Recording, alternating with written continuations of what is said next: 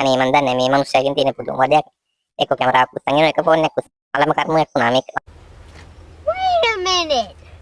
Who are you? හයි මේ සබ්දගුරු channel එකෙන් ගේන දෙවනි ලෙසන් එක. ඔයාලට පේනවද මෙන්න මෙතන ඉන්නේ යාළුවෝ දෙන්නා.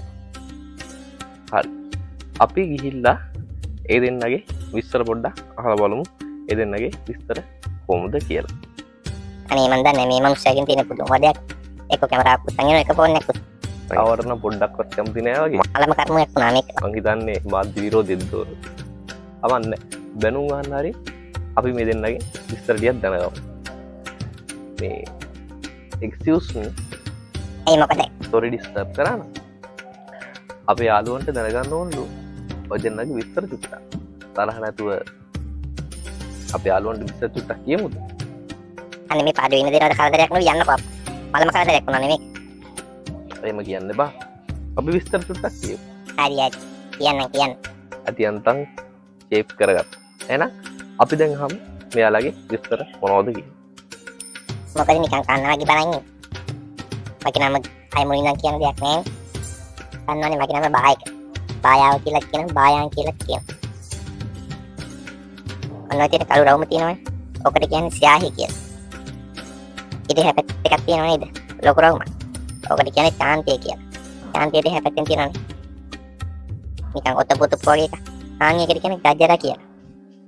ඒවලට පේනවයි මේක මාව නිකන් ඇදලා තියාගෙන මේ ලණු ටික පටි ටිකක් තියෙන. ඔකට කියන්නේ බද්දි කියලා. ඔය පටි වලට ASCII මිරිකිලා පෙරවිලා ඉඳ පුංචි පුංචි ලී කැලි දන්නවද මොනවද? ඔකට කියන්නේ ගට්ටා කියලා.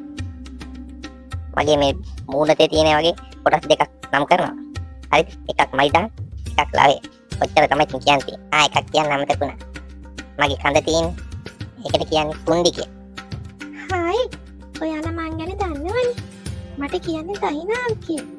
දායන් කියලා කියනවා. මගේ මූණට අරයගේ වගේම තමයි. ඔය තියෙන කළු පාට රවුමට තමයි සියාහිය කියලා කියන්නේ. ඊට එහා පැත්තේ තියෙන රවුම ලවය.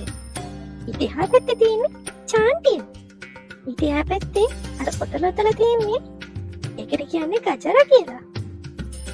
අරයට වගේම තමයි මාගෙත් මේ මාව ඇදලා තියාගෙන ඉන්නේ පත්ති. ඒ පද්දි වලට යට වෙලා ඉන්න දීකොට කැරි වලට කියන්නේ ගට්ටා කියලා.